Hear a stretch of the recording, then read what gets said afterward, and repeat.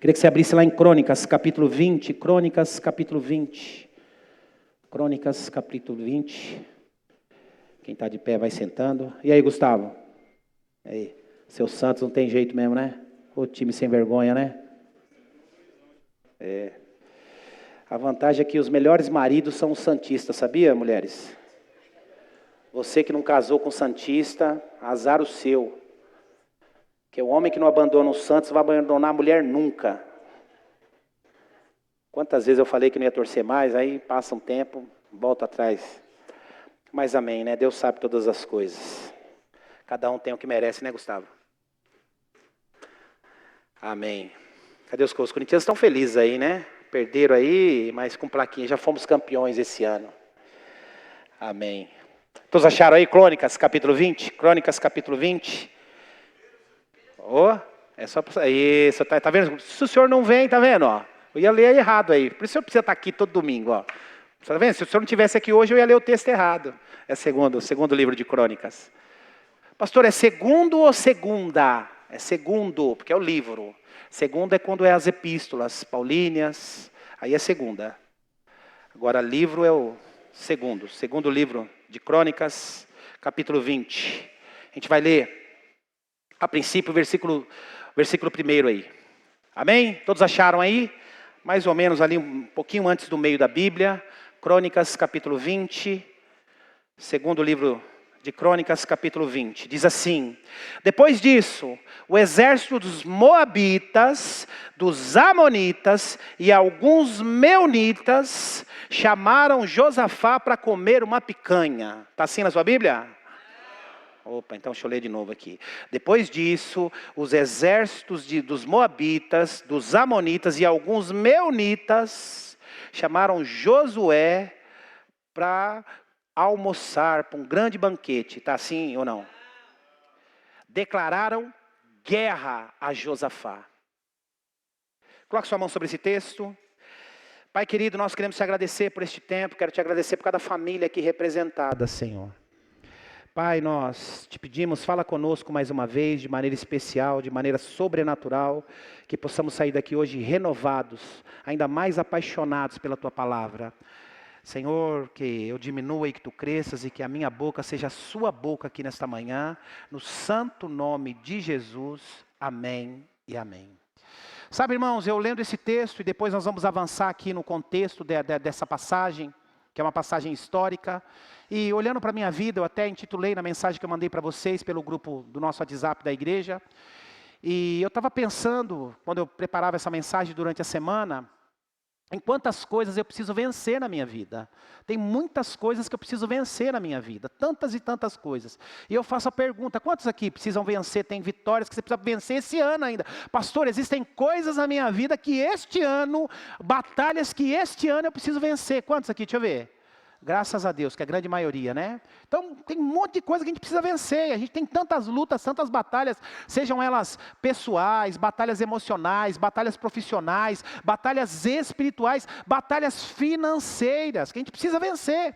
São lutas, batalhas que a gente precisa vencer, e o tempo passa, muitas vezes o tempo vai se afunilando, e a gente às vezes não consegue resolver, mas saiba de uma coisa, irmãos. Todo dia nos é dada a oportunidade, nos é dado o caminho para que a gente vença algumas batalhas que são colocadas diante de nós. E eu quero declarar algo aqui. Deus tem prazer na sua vitória, sabia disso? Deus se alegra. A Bíblia diz, irmãos, que o Senhor se alegra quando a gente caminha bem. O Senhor não tem prazer quando eu e você estamos sofrendo, quando eu e você estamos passando por lutas e passando por situações difíceis. Isso não dá prazer para Deus. O Senhor se alegra, diz a palavra de Deus, quando eu e você caminhamos bem, quando eu e você andamos bem. E saiba de uma coisa, isso está queimando no meu coração. E o Senhor manda dizer que este ano Ele tem muitas vitórias para mim e para você. Sabia disso? Para a nossa casa, para a nossa família. Lá para a sua casa, para a vida dos seus filhos. Ele tem vitórias para nós. Mas sabe qual é o grande problema, irmãos? Sabe qual é o grande problema? O grande problema é que nós vivemos num tempo e que principalmente os crentes, eles estão muito mais preocupados com o resultado final, e isso é uma ansiedade recorrente minha, sua, nós somos assim. Nós somos muito mais preocupados com o resultado final do que o caminho que precisa ser trilhado. Agora deixa eu dizer, quão e tão importante quanto a vitória lá na frente, a batalha a ser vencida, quão e tão importante quanto isso, é importante também o caminho, a maneira, a forma como nós vamos caminhar até chegar à vitória, até chegar ao destino que nós queríamos. E aqui diz o texto, para a gente entender um pouquinho, o que estava acontecendo aqui, irmãos? O que estava acontecendo aqui? O texto diz aqui que os moabitas, os amonitas e os meunitas declararam guerra contra Josafá. Olha que coisa interessante, irmãos. Não era só um povo, não eram 2 povos, eram 3 povos que decidiram se reunir. Todos eles eram inimigos do povo de Judá. Todos eles eram inimigos de Josafá. Entretanto, quando eles vinham para a batalha, quando eles decidiam atacar o povo de Judá, quando eles decidiam descer até Jerusalém para atacar, eles desciam individualmente. Entretanto, aqui, neste momento, a batalha era tão grande, era um tempo tão difícil, que esses 3 inimigos uniram forças, se reuniram para atacar Josafá e o reino de Judá.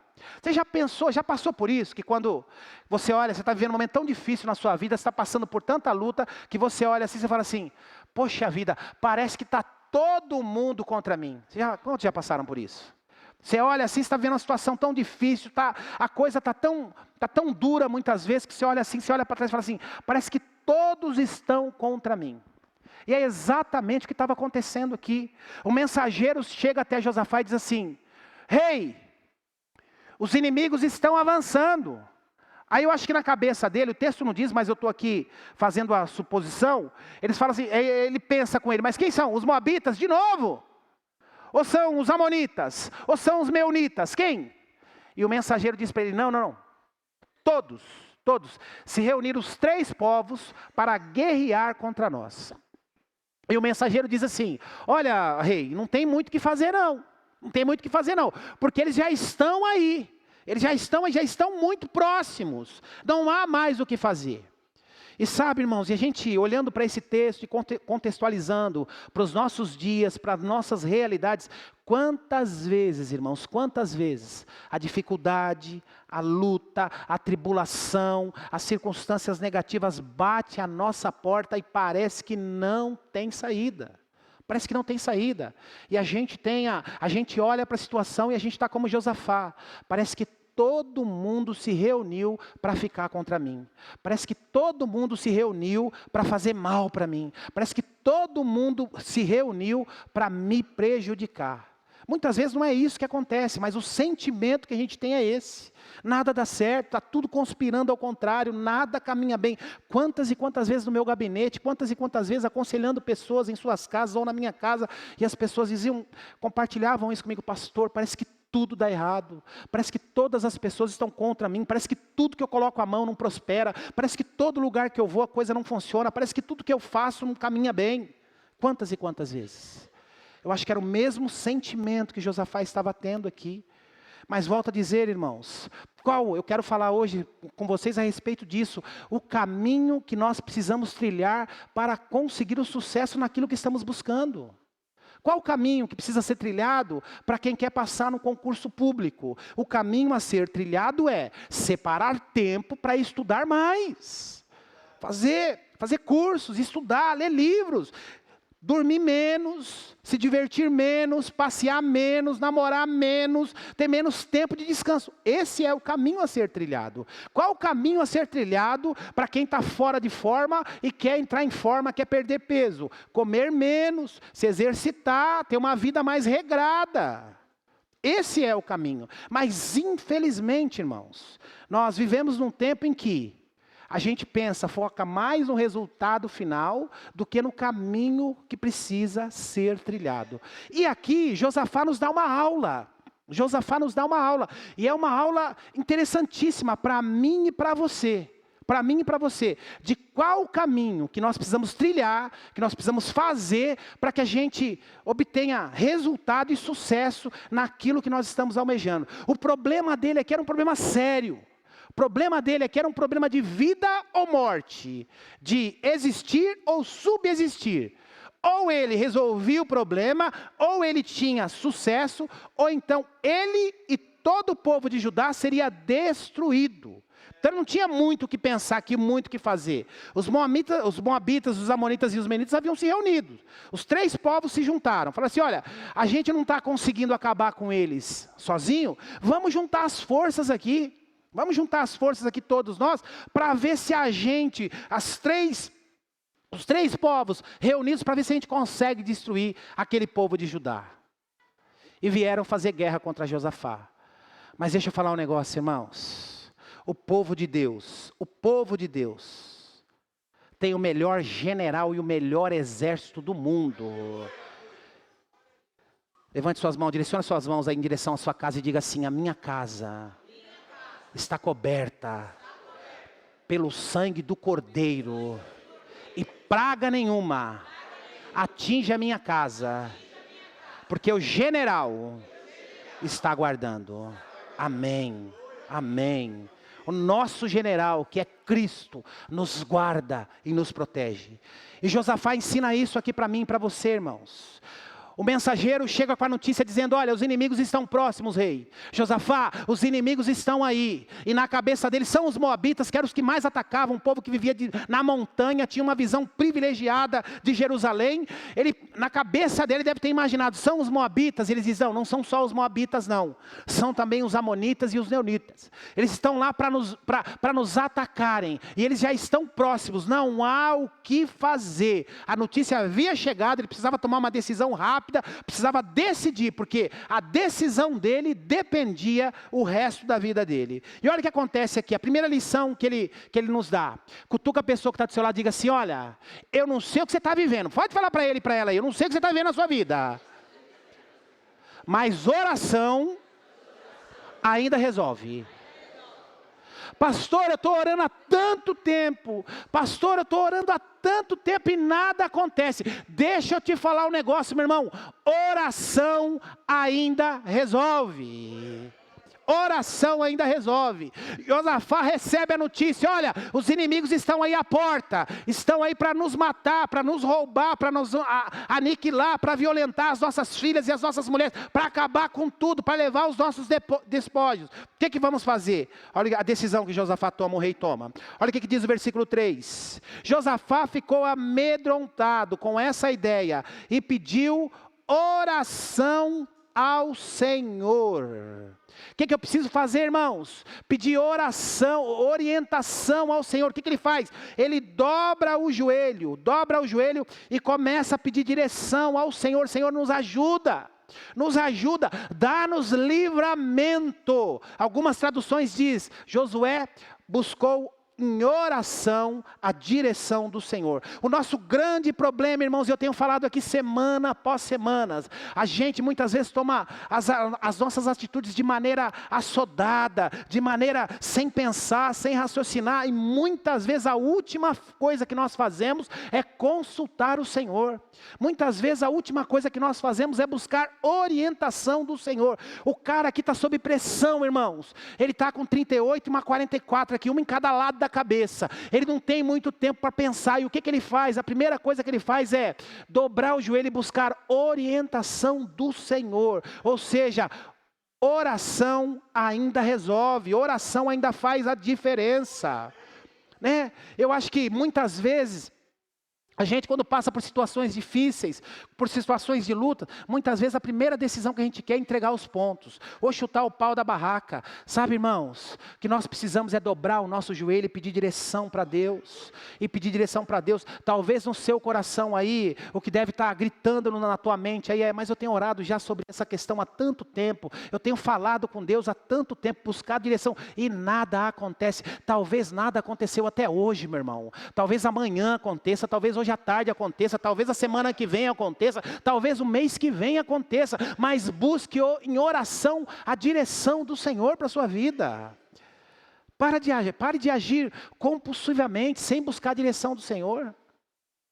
Josafá, no meio da pressão, no meio da luta, cercado pelos inimigos, a primeira coisa que ele faz é buscar orientação do Senhor.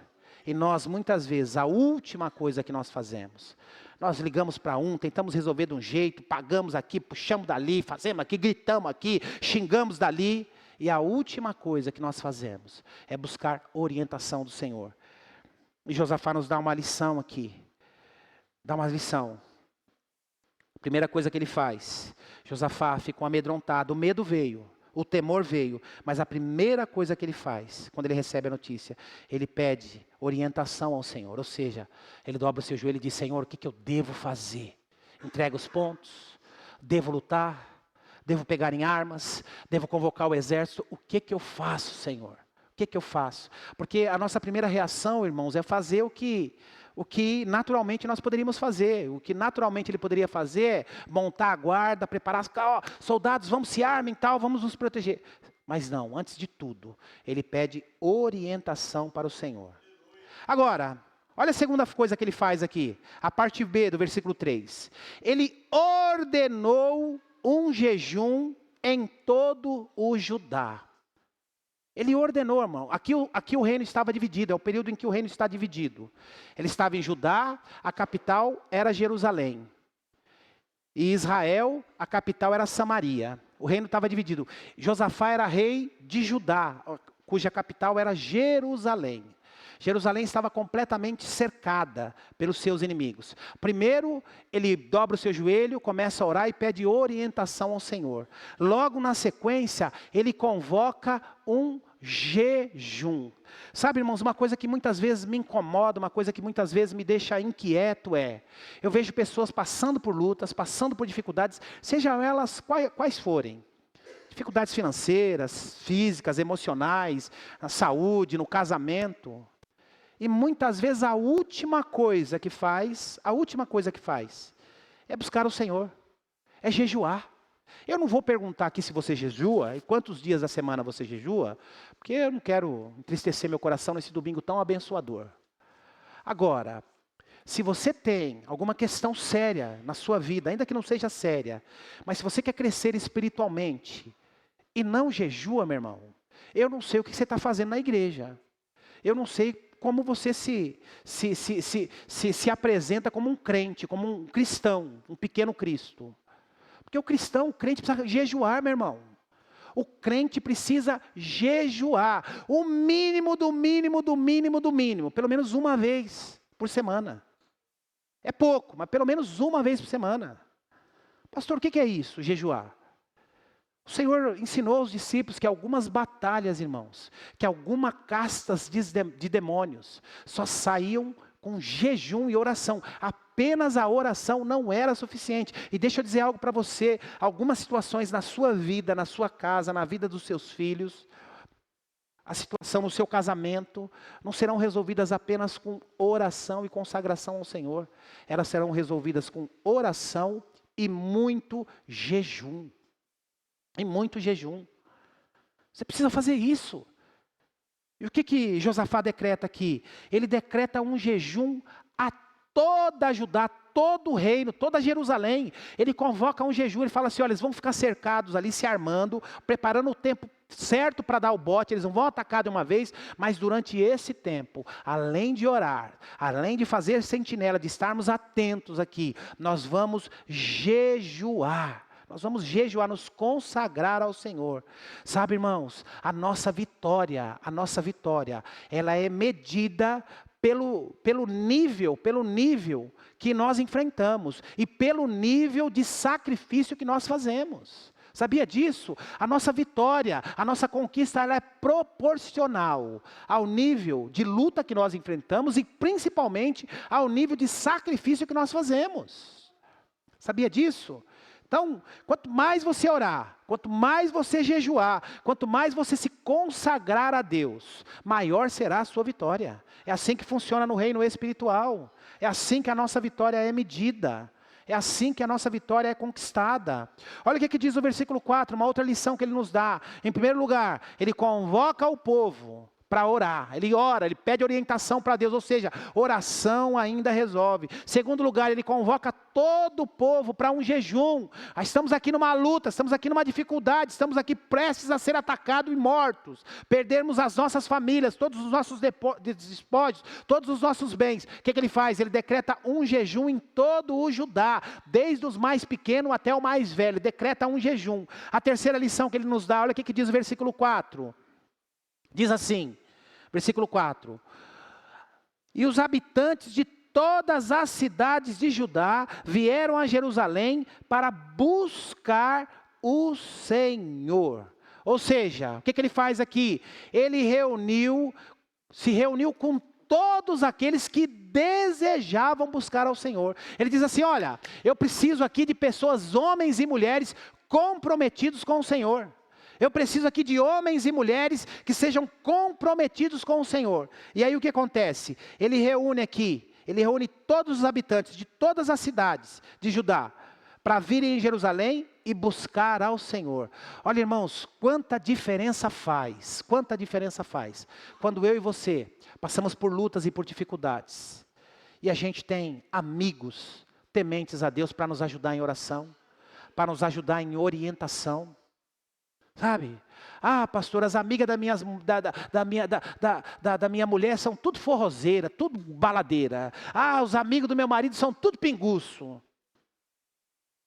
Ah, pastor, os amigos dos meus filhos são tudo vida louca. Todas as vezes, irmãos, que nós olhamos para a Bíblia, quando a gente vê o povo sendo socorrido, são socorridos e ajudados por homens e mulheres de Deus. Homens e mulheres de Deus. Aquela pergunta que de tempos em tempos eu faço, né? Esposas, quem são os amigos do seu marido? Maridos, quem são as amigas da sua esposa? Pais, quem são os amigos dos seus filhos? Quem são os amigos dos seus filhos? E os habitantes de todas as cidades de Judá vieram a Jerusalém para buscar a ajuda do Senhor. Ou seja, ele reúne todos aqueles que desejavam, até aquele que estava com a vida torta, mas resolveu consertar a vida. Ele reúne aquele povo e fala, vamos buscar ao Senhor. Vamos buscar ao Senhor. Aqueles que queriam buscar ao Senhor. Ele não buscou todos aqueles que queriam participar do churrasco, todos aqueles que queriam jogar uma partida de futebol, todos aqueles que queriam fazer qualquer outra coisa. Não, todos aqueles que desejavam buscar ao Senhor. Ele falou, quanto mais gente tiver aqui, mais possibilidade de nós rasgarmos os céus. Por isso que eu falo, irmãos, o quão importante é nós virmos para a igreja orar. Eu já disse aqui várias vezes, é importante o seu tempo, a sua intimidade lá na sua casa, no íntimo, como Jesus ensina lá em Mateus no capítulo 6, no secreto do seu quarto. Mas nada tira isso aqui, quando nós oramos como igreja, há uma atmosfera completamente diferente. Há coisas que Deus só libera através da oração da igreja. Existem coisas que você vai conquistar no secreto do seu quarto, mas existem outras coisas que você vai conquistar aqui, com a oração da igreja. E Josafá nos mostra isso.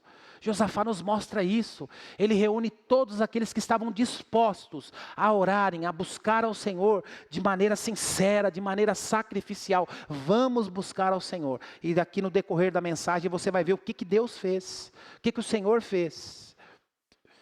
Olha aqui, versículo 4, olha o que acontece. No versículo 6, a outra lição que ele nos dá, a primeira lição que ele nos dá, ele busca orientação, Senhor, o que eu devo fazer? A segunda lição, ele convoca um jejum. A terceira lição, ele chama amigos. Gente, quem está disposto a ir buscar Deus comigo? Quem está disposto a se consagrar a Deus comigo? Quais são? A quarta lição que ele nos dá para um caminho de vitória, para um caminho de conquista. Olha a quarta lição, versículo 6, ele diz assim, e orou, ó Senhor, Deus de nossos antepassados, Tu és Deus que está no céu, Tu governas todos os reinos e a terra, é forte e poderoso e ninguém resistirá a Ti. Mas a oração dele começa: ó Senhor, Deus dos nossos antepassados. O que ele está fazendo aqui, irmãos? Ele está tomando a vitamina da vitória, a vitamina da memória. Ele está tomando focos aqui. Ele está tomando a pílulazinha dizendo o seguinte: olha, esse Deus aqui, nós estamos vivendo um apuro aqui, nós estamos prestes a morrer. Nós estamos prestes a ser atacados. Nós estamos prestes a ser exterminados. Mas ó, lembre-se, os nossos pais, os nossos tios, os nossos avós, meu sogro, minha sogra, meu bisavô, eles também passaram pela mesma situação, e o Senhor os livrou, o Senhor cuidou de cada um deles. Então muitas vezes, irmãos, o que nos falta é isso, é nós olharmos para trás e lembrarmos daquilo que o Senhor já fez. Às vezes a gente está sofrendo por uma necessidade, está sofrendo por alguma luta que muitas vezes é muito menor do que aquilo que nós já passamos anteriormente. E o que Josafá está ensinando aqui, olha, olhem para trás. Lembrem dos pais de vocês, lembrem dos avós de vocês, lembrem daquilo que ele já fez, ele vai fazer de novo. Está animando o povo, dizendo: olha, continue perseverando, continue orando, continue buscando, ele vai fazer de novo. Sabe, irmãos, Asa, que foi pai pai de Josafá, foi o terceiro rei de Judá.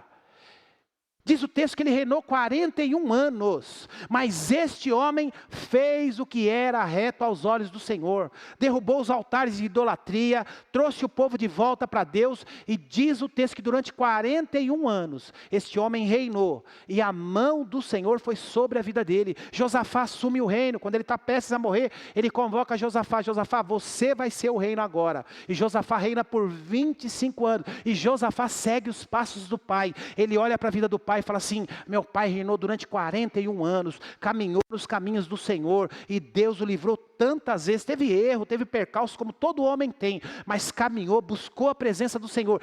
Durante 41 anos, o Senhor esteve com ele. Ele olha para a sua vida e diz: olha, assim como ele foi com meu pai, assim como ele livrou meu pai, ele vai livrar a mim e vai livrar vocês também. E durante 25 anos, que foi o tempo do reinado dele, o Senhor foi com ele. Então muitas vezes, irmãos, o que nos falta é olhar para trás, olhar para aquilo que Deus já fez na minha e na sua vida. A gente precisa olhar e lembrar. Deixa eu falar para você, talvez você tenha vivido um ano de 2025 que foi uma porcaria. Pastor, foi o pior ano da minha vida. Pastor, 2025, como foi difícil. As pessoas me abandonaram, as pessoas me traíram, eu fiquei doente, eu perdi meu emprego, meu cachorro morreu, meu papagaio ficou rouco, meu gato não me ia mais. Talvez tenha acontecido tudo de errado, mas deixa eu falar um negócio aqui para você, meu irmão. Talvez em 2010 você tenha sido muito abençoado, talvez em 2005 Deus te abençoou com um emprego maravilhoso, talvez em 2015 você fez uma venda maravilhosa,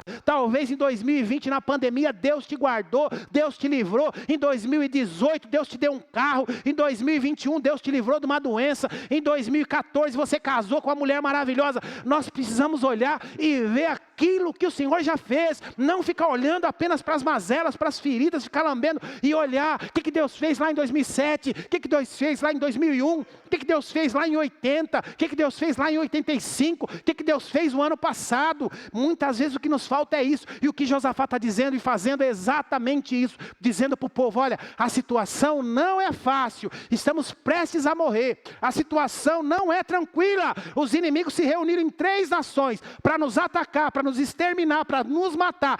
Entretanto, olhemos para a vida do meu pai, para o reinado do meu pai. Olha o que Deus fez lá na vida dele, olha como Deus livrou, olha como Deus guardou. Assim será conosco também. Deus vai fazer de novo, Deus vai fazer de novo, na sua casa, no seu casamento, na sua família, na sua vida financeira. Renato, Deus vai fazer de novo. Levante-se, Deus vai fazer, já está fazendo e vai fazer de novo. Porque Ele é um Deus poderoso, que a gente precisa olhar para trás e lembrar daquilo que Ele já fez. E o que Josafá está ensinando é exatamente isso, irmãos. provocando os irmãos a olharem para aquilo que Deus já fez. Como eu falei aqui, Josué, depois de atravessar o Jordão, ele fez questão, atravessaram o Jordão, Deus os livrou do inimigo. Ele diz, olha, peguem 12 pedras e montem um memorial. E depois de fazerem o que Josué havia ordenado, o povo pergunta, mas para que são essas pedras? Para os nossos filhos, para os nossos netos, para o povo lá da comunidade de Santo André, daqui 3.000 anos, saberem que o Senhor abriu o Jordão, que o Senhor livrou os filhos, que o Senhor guardou o casamento, que o Senhor abriu a provisão, que o Senhor abriu a porta de emprego. Então o que Josué estava fazendo, irmãos, era para mim, era para você. Ele sabia que aquele memorial ia atravessar séculos e séculos, ia chegar até o dia de hoje aqui. O que Josafá sabia que o livramento que Deus estava fazendo naquele tempo, como fez com o pai dele, estava fazendo com ele e com o povo de Judá, ia chegar até 2026, a comunidade da graça em Santo André. Amém? Aleluia. Aquela música eu gosto tanto, né? Temer porque se eu estou, guarda, nunca. O nome é Jeová Rauré. Vê de novo. Eu creio em ti, haja o que houver, o que vier, e as provê de novo. Eu creio em ti, tudo quis.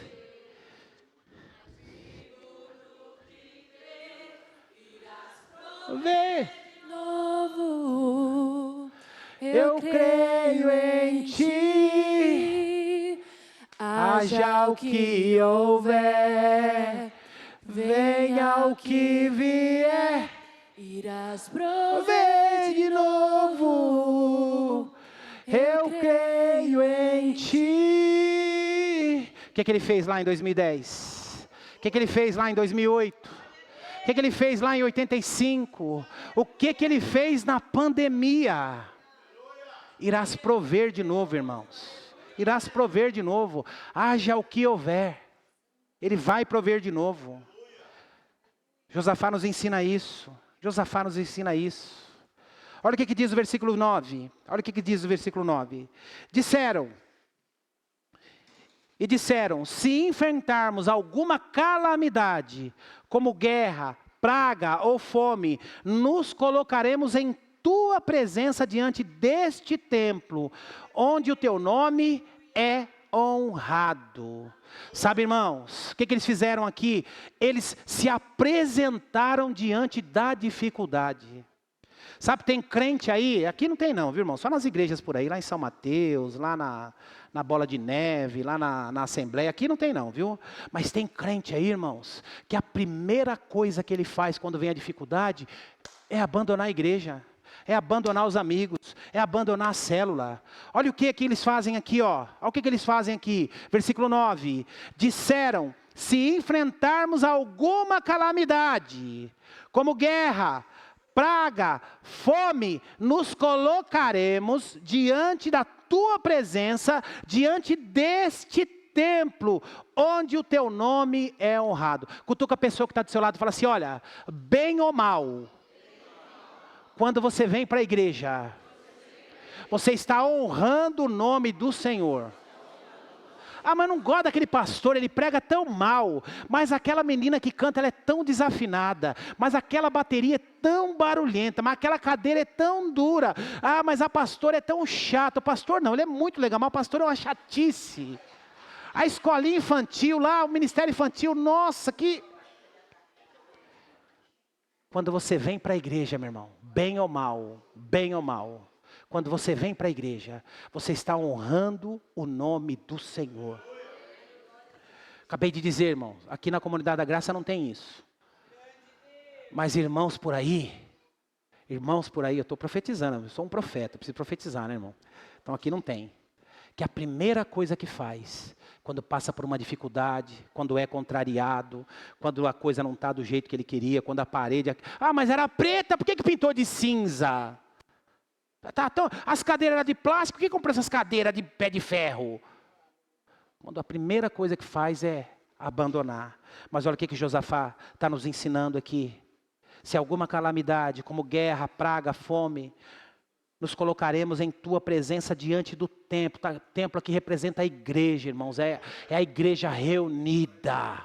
A igreja reunida. Nos colocaremos diante para que o seu nome seja honrado. Quando eu venho para a igreja, eu estou honrando o nome do Senhor. Eu não estou honrando meu líder, eu não estou honrando o pastor, eu não estou honrando a instituição. Eu estou honrando o nome do Senhor.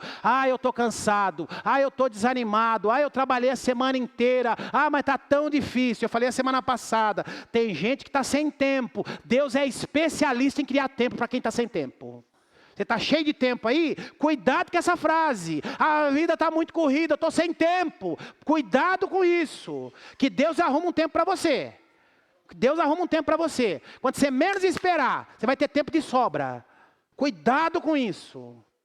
Cuidado com isso. Se alguma calamidade, como guerra ou praga, fome, nos colocaremos em presença diante deste templo, onde o seu nome, Senhor, é honrado. Louvado seja o nome do Senhor. Mais uma lição aqui, mais uma lição que Josafá nos dá. Ou seja, ele se apresenta ao Senhor no templo, reúne todo aquele povo como uma congregação. Ele diz, olha, vamos nos reunir aqui em oração, jejuando, buscando ao Senhor. Porque se vier praga, se vier fome, se vier calamidade, nos reunindo no templo, nos consagrando no templo, nós estamos honrando o nome do Senhor. E honrando o nome do Senhor, Ele nos enviará livramento. Aleluia, louvado seja o nome do Senhor. Versículo 9. Olha o que diz aí, continuando. Versículo 10 agora, versículo 13, perdão. Versículo 13 diz assim: enquanto todos os homens de Judá estavam diante do Senhor com suas crianças de colo, olha só, suas crianças de colo, suas esposas e os seus filhos. Está acontecendo tudo isso aqui. Aí ele diz assim, enquanto todos os homens de Judá estavam diante do Senhor, na igreja, com seus filhos, com as suas crianças de colo, estavam e com as suas esposas, com as suas famílias. Se envolva com gente comprometida, irmãos. Se envolva, ande com gente comprometida. Ande com gente comprometida. Por que tem a ver o texto para falar isso? Enquanto todos os homens de Judá estavam diante do Senhor, com as suas crianças de colo, suas esposas e seus filhos. O mundo está se acabando em guerra, estão prestes a serem mortos. Estão prestes a serem mortos. E o que eles fazem? Eles reúnem todas as famílias, com seus filhos, com as crianças de colo, com os bebezinhos, e vão para o templo buscar o socorro do Senhor. A importância. Isso aqui fala da importância de nos reunirmos como família, a importância de estarmos como família buscando a presença de Deus. Ou seja, gente ocupada, gente que trabalhava, gente que tinha filho pequeno, gente que tinha vida corrida. Mas a hora de buscar o Senhor paravam tudo para buscar a presença do Senhor, para obter o socorro do Senhor. Sabe o que isso mostra para mim e para você, irmãos? Que as pessoas mais ocupadas, ainda que sejam mais ocupadas, são as que mais se envolvem com o reino do Senhor. São as que mais se envolvem com as coisas do Senhor. E às vezes aquele que tem tempo demais, tem tempo sobrando, é o que menos quer se envolver com as coisas do Senhor. Já findando aqui, caminhando para o final, eu queria concluir essa mensagem aqui. Olha o que diz a partir do versículo 14.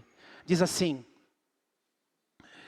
o Espírito do Senhor veio sobre o homem, e ali no meio, seu nome é Jaziel, filho de Zacarias, filho de Benaia, filho de Jeiel, filho de Matanias, levita, descendente de Asaf. Ele disse: escutem-me todos vocês, povo de Judá e de Jerusalém, escute o rei Josafá, versículo 15. Assim diz o Senhor, não tenham medo, não fiquem desanimados por causa desse exército imenso, pois a batalha não é sua, mas de Deus. Deixa eu falar um negócio para vocês aqui, irmãos. Aqueles que buscam ao Senhor, a batalha não é nossa, a batalha é do Senhor. Tem vezes que você acha, ai pastor, eu estou sendo fulminado, são as hostes espirituais, os dardos inflamados do maligno sobre a minha casa, sobre a minha família. Essa batalha não é sua, meu irmão, minha irmã, essa batalha é do Senhor. Essa batalha é do Senhor. Mas eu que estou sentindo na pele. Eu sei, mas essa batalha é do Senhor. É do Senhor. Versículo 15, escutem todos vocês, povo de Judá e de Jerusalém, escute Josafá, assim diz o Senhor, não tenham medo, não fiquem desanimados, por causa do exército imenso, pois essa batalha não é de vocês. Aí olha a ordem, amanhã marchem contra eles, vocês os encontrarão vindo pela subida de Ziz, no fim do vale, que abre para o deserto de Jeruel. Versículo 17, quando os encontrarem, porém, não terão que lutar. Cutuca a pessoa que está do seu lado e fala assim, meu irmão, minha irmã, você não vai precisar lutar não. Mas eu estava pensando em ir lá e meter o pé e acabar com tudo. Você não vai precisar lutar. Tomem suas posições, depois fiquem parados e vejam o livramento do Senhor.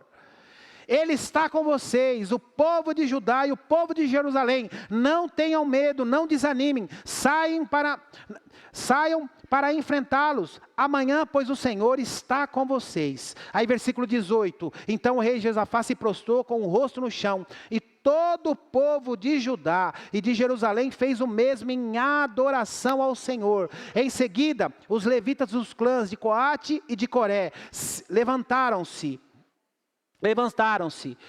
para louvar em alta voz o Senhor. Versículo 20, bem cedo na manhã seguinte, o exército de Judá saiu para o deserto de Tecoa. No caminho Josafá parou e disse, escutem-me, povo de Judá e de Jerusalém, creiam no Senhor seu Deus e permanecerão firmes, creiam nos seus profetas e terão êxito. Depois de consultar o povo, o rei nomeou cantores para irem adiante do exército cantando e louvando o Senhor por sua santa majestade. Cantavam assim, dai graças ao Senhor, porque o seu amor dura para sempre. No momento em que começaram a cantar e louvar, o Senhor trouxe confusão sobre os exércitos de Amon e Moabe, do monte de Sir, e eles começaram a lutar entre si. Os exércitos de Moabe e de Amon se voltaram contra os seus aliados do nome de Sir, e mataram todos eles. Depois que haviam destruído o exército de Sir, começaram a atacar uns aos outros. Versículo 24 é que a gente termina. Quando os homens de Judá chegaram ao local onde se havia visto o deserto, apenas cadáveres estavam no chão, até onde se podia enxergar, e não escapou nenhum só inimigo. Irmãos, deixa eu dizer algo aqui, olha que coisa poderosa. Talvez você não tenha, eu li rápido aqui, talvez você não tenha entendido o contexto aqui. 3 nações se reuniram para atacar o povo de Judá. Um povo que servia a Deus, um rei justo, um rei que tinha se reconciliado com Deus e que dependia de Deus, que dependia do Senhor. E aí, irmãos, quando ele recebe a notícia, olha, as 3 nações se uniram para nos matar, para nos roubar, para levar as nossas esposas e as nossas filhas e levar tudo aquilo que nós temos. O que ele faz? Em primeiro lugar, ele pede a orientação ao Senhor. Aí logo na sequência, o que ele faz? Ele conclama um jejum, desde o mais pequeno até o mais velho. Busca um jejum. Aí ele convoca todos aqueles, não qualquer um, todos aqueles que estavam dispostos a buscar ao Senhor. Ele diz, você não quer, problema seu, mas eu quero todos aqueles que estão dispostos a buscar ao Senhor, venham até aqui. Depois o que acontece? Ele traz à memória aquilo que o Senhor já havia feito nos antepassados, na vida dos pais, na vida dos avós. Ele toma aquela vitamina da memória, a memória espiritual. Ele já fez, vai fazer de novo. Aí depois o que ele faz?